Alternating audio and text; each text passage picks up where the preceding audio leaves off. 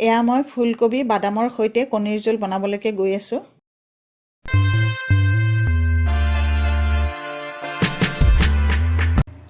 মই 3টা কণী লৈছোঁ আৰু তাৰ বাবে মই এটা আলু লৈছোঁ। আলুটো পুৰা বইল কৰি লোৱা নাই, আলুটো হাফ বইল কৰিছোঁ যাতে মই কাটি ল'ব পাৰোঁ। আৰু ইয়াৰ বাবে ফুলকবি লৈছোঁ। ফুলকবি এয়া সেউজীয়া পাত লৈছোঁ। এইখিনি যদি আপোনালোকে বেয়া পায় তেতিয়াহ'লে নল'ব পাৰে। আৰু মই মটৰ লৈছোঁ। এতিয়া মই আলুটো সৰু সৰুকৈ কাটি ল'ম আৰু কণীটো মই ফ্ৰাই কৰি ল'ম। কণীৰ বাবে মই মছলা ৰেডি কৰি আছোঁ। তাৰ বাবে লৈছোঁ এয়া বাদাম, এটা মিডিয়াম চাইজৰ পিঁয়াজ আৰু এটা ডাঙৰ বিলাহী। এয়া বাদামৰ মই বাকলিটো গুচাই লৈছোঁ। বাকলি গুচাই নল'লেও কোনো কথা নাই। এই গোটেইখিনি মই একেলগে মিক্সিত পিচি ল'ম। এই গোটেইখিনি মই মিক্সিত একেলগে পিচি ল'ম। আৰু ইয়াতে মই জলকীয়া নিদিওঁ কাৰণ মোৰ এই পেষ্টটোত আছে। এই পেষ্টটোত আদা, নহৰু, কেঁচা জলকীয়া আছে আৰু জালুক জিৰা আছে। সেয়েহে মই ইয়াতে কেঁচা জলকীয়া আৰু নিদিওঁ। যদি আপোনালোকে এনেকুৱা পাউডাৰ ইউজ কৰে তেতিয়াহ'লে কেঁচা জলকীয়াটো ইয়াতে এটা বা দুটা আপোনালোকৰ সোৱাদ অনুসৰি দি দিব। মই একেবাৰে মিহি পেষ্ট কৰি লৈছোঁ যাতে গ্ৰেভিটো দিওঁতে বেয়া নহয়, সেয়েহে পেষ্ট কৰি লৈছোঁ। আৰু যেতিয়া আপোনালোকে বনাব তেতিয়া আপোনালোকে এইটো সাৱধান ৰাখিব যাতে পেষ্টটো একদম মিহি হৈ যায়। আৰু এয়া চাওক, মই আপোনালোকক কৈছিলোঁ যে আলুটো পূৰা বইল কৰি লোৱা নাই, হাফ বইল কৰিছোঁ। এতিয়া মই আলুটো ফ্ৰাই কৰি ল'ম এনেকুৱাকৈ কাটি। এয়া কেৰাহী গৰম হোৱাত মই তেল দি দিম। এয়া তেল গৰম হোৱাত মই সামান্য পৰিমাণে নিমখ দিলোঁ আৰু লগতে হালধি দি দিলোঁ। আৰু মই ইয়াতে কণী আৰু আলু মই একেলগে দি দিম।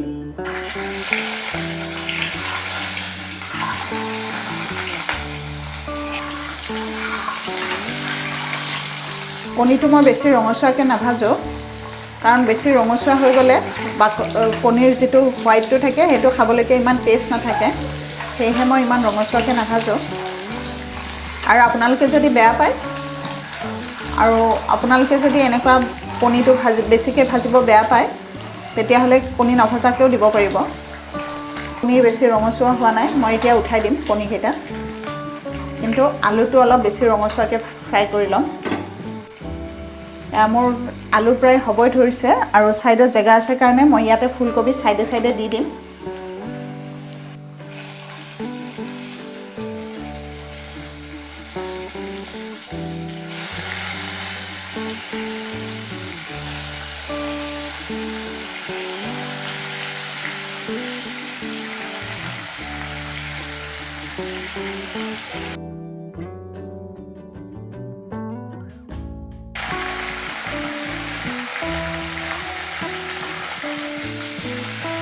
এয়া ফুলকবিবোৰ হ'বলৈকে ধৰিছে আৰু মই ইয়াতে মটৰখিনি দি দিম।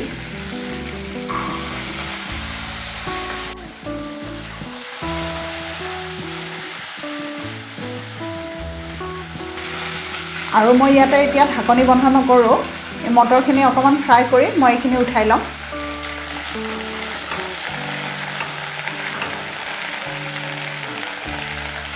এয়া দেখিবলৈকে পাইছে ফুলকবি আৰু মটৰ ফ্ৰাই হৈ গৈছে। মই এতিয়া এইখিনি উঠাই দিম। এয়া ফুলকবি আৰু মটৰ ফ্ৰাই হৈ গ'ল। মই ইয়াতে আৰু অকণমান তেল দি দিম।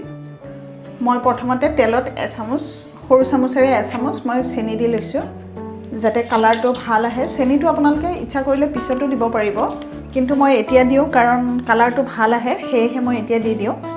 এয়া চেনি ৰঙচুৱা হৈ গৈছে। ইয়াতে মই তেজপাত দুখিলা এড কৰিছোঁ। তেজপাত দুখিলা দি দিলোঁ আৰু জুইটো কমত ৰাখি ডাঙৰ চামুচেৰে এচামুচ আদা, নহৰু, জালুক জিৰা আৰু কেঁচা জলকীয়াৰ পেষ্ট দি দিলোঁ। লগতে হালধি দি দিলোঁ। এচামুচ ৰেড চিলি পাউডাৰ দিলোঁ আৰু লৰাই দিলোঁ।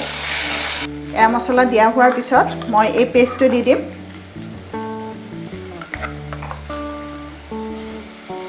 আৰু মই ইয়াতে বাদাম আছে কাৰণে ইয়াত লৰাই থাকিব লাগিব, সঘনাই লৰাই থাকিব লাগিব। বাদাম দিয়াৰ পিছত সঘনাই লাৰি থাকিব লাগিব আৰু জুইটো একেবাৰে কমত দি থৈ দিছোঁ মই, কাৰণ যদি মই লাৰি নাথাকোঁ তলত লাগি গৈ থাকিব।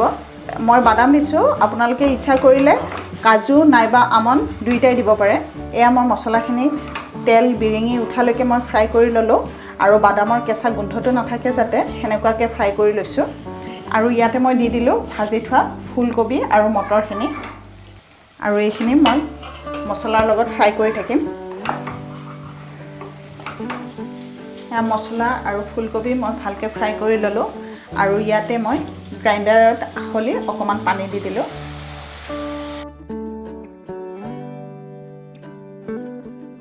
আৰু মই সোৱাদ অনুসৰি ইয়াতে নিমখটো দি দিলোঁ নিমখটো দি মই আৰু অকণমান ফ্ৰাই কৰি ল'ম মই এতিয়া 2 মিনিটৰ কাৰণে ঢাকনিখন বন্ধ কৰি দিলোঁ এয়া 2 মিনিট পিছত চাওক ধুনীয়াকৈ তেলবোৰ বিৰিঙি উঠিছে আৰু মই ইয়াতে ফ্ৰাই কৰি থোৱা আলু আৰু কণী একেলগে দি দিম আলুটো হাফ বইল হৈ আছে কাৰণে মই পিছত দি দিছোঁ আৰু যদি আপোনালোকে বইল কৰি নলয় কণীৰ সৈতে তেতিয়াহ'লে একেলগে আলু আৰু ফুলকবি দি দিব মই আৰু অকণমান মছলা আৰু আলু ফুলকবি কণী একেলগে ফ্ৰাই কৰি ল'ম এয়া চাওক তেল ধুনীয়াকৈ বিৰিঙি উঠিছে আলু মছলা ধুনীয়াকৈ মিক্স খাই গৈছে আৰু মই ইয়াতে জোখ অনুযায়ী পানী দিম